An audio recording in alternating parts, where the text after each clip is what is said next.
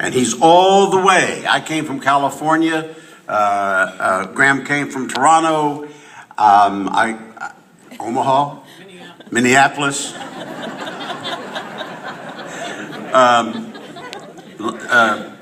I love Dairy Queen, if that... all the way from Sandy Hook, Connecticut. Sunshine Kid, Cory Pino.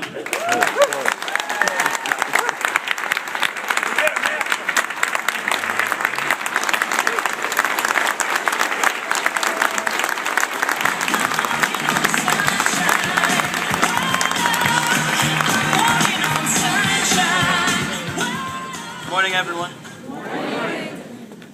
My name is Cory Pino. I'm 15 and I'm a Sunshine Kid. When I was 12, I was diagnosed with stage 2A Hodgkin's lymphoma. At 12, I may not have recognized the significance of my diagnosis, but I could tell there was a lot of concern around me. The doctors spoke to my parents about what they would do to make me better. But I may not have realized then that I would spend quite a bit of time in the coming months being treated for the seemingly random illness. My doctors suggested chemo and radiation therapy to cure my cancer.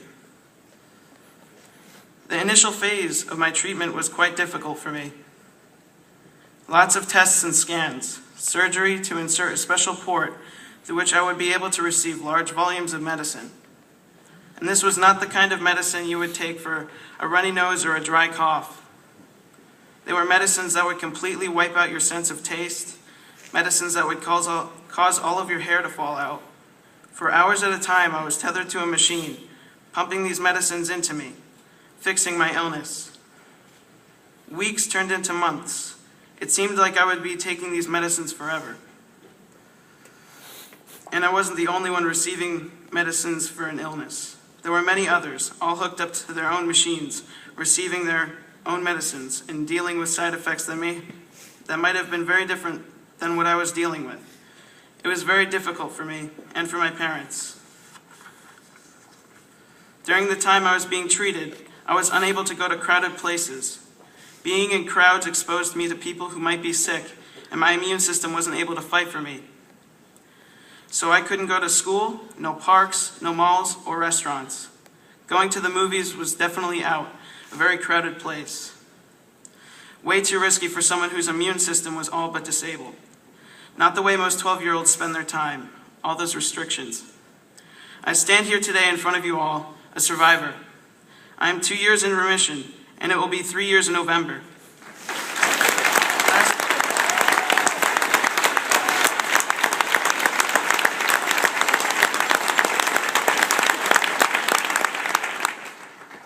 Last October, Jen Ledyard, my nurse and Sunshine Kids volunteer, asked me if I wanted to go to Florida with the Sunshine Kids. I was pretty excited. We went to Disney, we swam with the dolphins at Discovery Cove, we went to Universal Studios, and we also got to see and meet the Blue Man Group. I made a lot of new friends and have since gone to see a soccer game at Gillette Stadium. I went snowboarding at Pat's Peak, and I saw the Monster Jam at Harbor Yard. Each of the Sunshine Kids trips was an adventure and a blast to go on. I had some of the best times on these trips. It was a time to forget about all the blood tests and CAT scans, a time to just be a kid again. At Pat's Peak, I picked up snowboarding for the first time, and I was told I was pretty good at it. The next weekend after the trip, I went to go do it again with a friend at Butternut Mountain in Massachusetts. Snowboarding is now something I enjoy very much. These experiences have opened me up to new hobbies and fun things to do in my life. Some of these experiences I likely would not have been able to do without the Sunshine Kids Foundation. It is through the Sunshine Kids that I have met other kids my age who are going through or have gone through similar aggressive treatments for cancer. Together we share experiences and are forming lifelong bonds. I'm also very happy to have spent time with some of the best volunteers in the world. I'm very grateful to have been invited to participate in so many Sunshine Kids events.